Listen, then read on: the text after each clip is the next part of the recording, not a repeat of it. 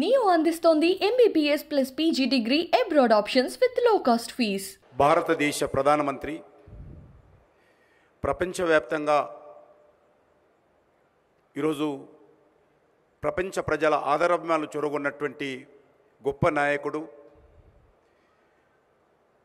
ఈ దేశం అభివృద్ధి చెందాలని, ఈ దేశంలో బడుగు బలైన వర్గాలకు మేలు జరగాలని అహర్నిశలు కృషి చేస్తున్నటువంటి ఒక సమర్థవంతమైనటువంటి నాయకుడు, మచ్చలేనటువంటి నాయకుడు గౌరవనీయులు నరేంద్ర మోడీ గారికి నేను తెలంగాణ ప్రజానీకం తరఫున హృదయపూర్వకమైనటువంటి స్వాగతం పలుకుతా ఉన్నాను.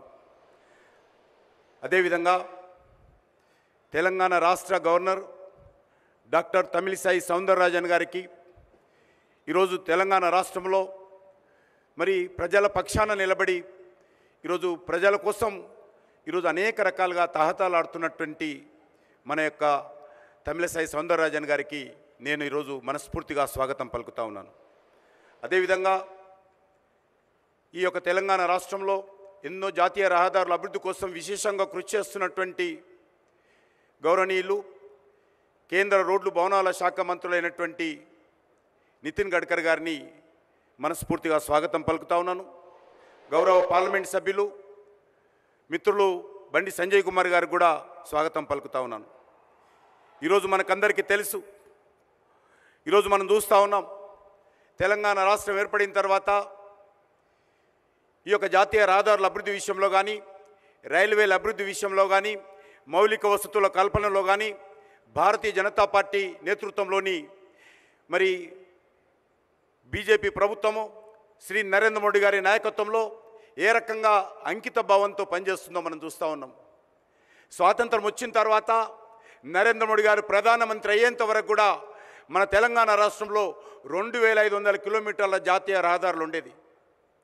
కానీ ఈరోజు గత 8.5 సంవత్సరాలుగా నరేంద్ర మోడీ గారు ప్రధానమంత్రి అయిన 9 సంవత్సరాల్లో మరో 2500 మంది నూతన రహదారులను మరి నరేంద్ర మోడీ గారు తెలంగాణ ప్రజలకు ఇవ్వడం జరిగింది. तेलंगाना में जो 33 डिस्ट्रिक्ट्स है, अभी अभी नया डिस्ट्रिक्ट 33 बनाया पूरा, उस 33 डिस्ट्रिक्ट्स में 32 डिस्ट्रिक्ट्स का नेशनल हाईवे से भारत सरकार कनेक्टिविटी पूरा कंप्लीट किया है, एक पेद्दपल्ली छोड़कर.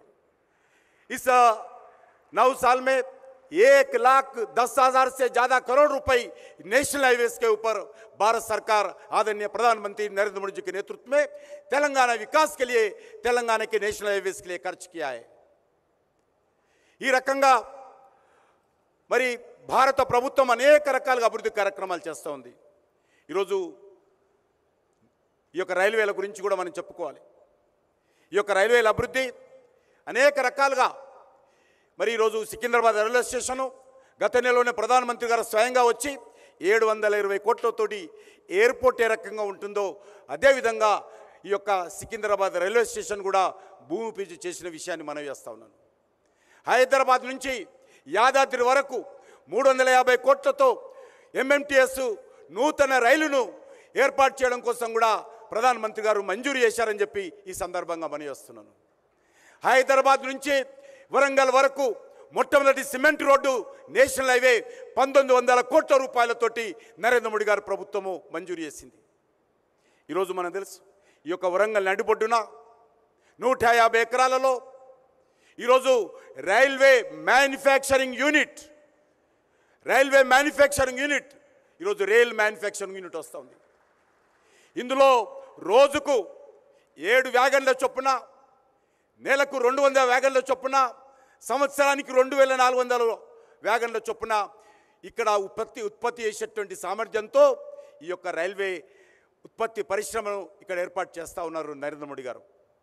ఎంతో పెద్ద మనసుతో భవిష్యత్తులో ఈ రైల్వేకి కావలసినటువంటి అన్ని అవసరాలు కూడా ఈ యొక్క వ్యాగన్ తర్వాత అవసరమైతే ఇతర అన్ని రకాలుగా ఇక్కడ మ్యానుఫ్యాక్చరింగ్ చేసుకోవడానికి అవకాశం ఉంటుంది.